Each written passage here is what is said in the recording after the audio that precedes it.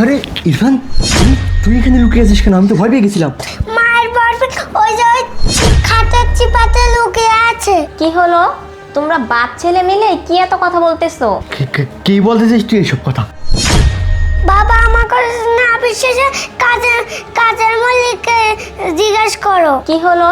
তোমরা বাপ ছেলে মিলে কি এত কথা বলতেছো? কই না, কিছু না, এমনিতেই আমরা খেলাধুলা করতেছিলাম, এমনি গল্প করতেছিলাম। স্যার, বাবু ঠিকই কইতেছে, ম্যাডামের বয়ফ্রেন্ড ওই খাটের চিপায় লুকাই আছে। আরে আমি আর কতক্ষণ লুকিয়ে থাকবো? ওর স্বামী তো যাচ্ছেই না। আরে দুইজন মানুষ তো কখনো মিথ্যে কথা বলতে পারে না, তার মানে কিছু তো একটা গন্ডগোল এখানে আছে। এক কাজ করতে হবে, যে কোনোভাবে খাটের ওই চিপায় আমাকে দেখতেই হবে ওইখানে কি আছে। কি ব্যাপার? তোমরা সবাই মিলে কি এত কথা বলতেছো? আমি কিন্তু সবকিছু শুনে ফেলছি। হায় হায়, ম্যাডাম এটা কি বলতেছে? ম্যাডাম নাকি সব শুনে ফেলছে। আমার তো আজকে খবরই আছে, আমার কি চাকরি থেকে বাদই দিয়ে দেয় নাকি? এখন যে কি করি আমি? বাবা, তুই তোর বাবাকে এসব কি বলতেছিস? নতুন ফোনের কথা, তাই না? কোনো নতুন ফোন হবে না, ঠিক মতো পড়াশোনা করতে হবে, ঠিক আছে? হ্যাঁ, তোমার আম্মু দেখছো কি বলতেছে, তোমাকে ফোন কিনে দেওয়া যাবে না, ভালো মতো পড়াশোনা করো, পরীক্ষায় পাশ করো, ভালো নাম্বার নিয়ে আসো, তাহলেই ফোন কিনে নেবে, বুঝতে পারছো? যাও এখন, যাও খেলাধুলা করো। হ্যাঁ হ্যাঁ, এবার ঠিক আছে। কি ব্যাপার হিমানি, তুই এখানে দাঁড়িয়ে দাঁড়িয়ে কি করতেছিস? যা গিয়ে কাজ কর।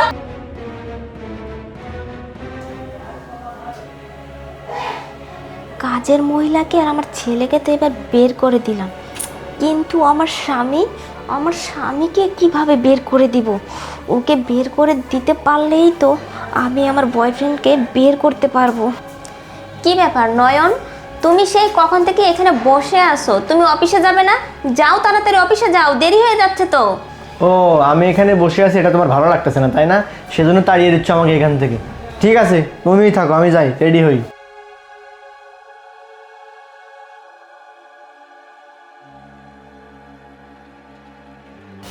বেবি উঠো। তুমি তো এখানে অনেকক্ষণ ধরে শুয়েছিলে, তোমার খুব কষ্ট হচ্ছে তাই না? আরে এতক্ষণ ধরে শুয়ে আছি, কষ্ট তো হবে তাই না? আচ্ছা এসব বাদ দাও, তোমার স্বামী কি গেছে?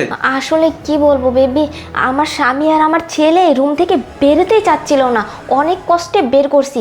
আচ্ছা তুমি এখানে চুপচাপ একটু বসে থাকো, আমি গিয়ে দেখে আসি আমার স্বামী অফিসে গেল কিনা, ঠিক আছে? আচ্ছা ঠিক আছে, তুমি তাড়াতাড়ি যাও, আমি এখানে বসে আছি। আচ্ছা ঠিক আছে। আমি এখনই দেখতেছি, বুঝতে পারছিস? কি ব্যাপার, তুমি এখন এখানে দাঁড়িয়ে দাঁড়িয়ে ওর সাথে কি কথা বলতেছো? অফিসে যাবে না?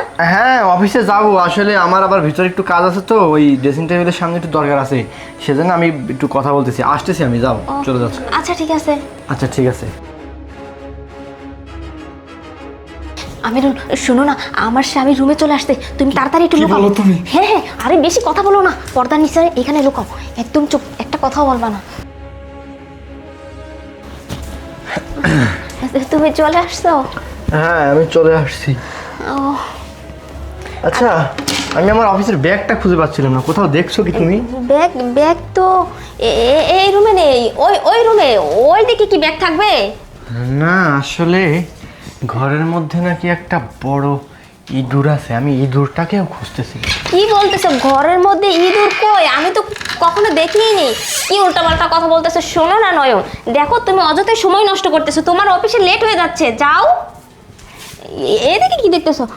চলো তোমাকে এগিয়ে দিয়ে আসি। দেখি দেখি দেখি দেখি, একটু দূরে, একটু সরো তো। আরে এখানে কিছু নেই। আরে এখানে কিছু নেই, আমি দেখি কি আছে। এখানে তো পর্দা, তাই না? পর্দা নিচে না অনেক ময়লা নোংরা হয়ে আছে, তুমি এগুলো ধরো না। তো আমি জানি, দেখি একটু সাইডে আসো।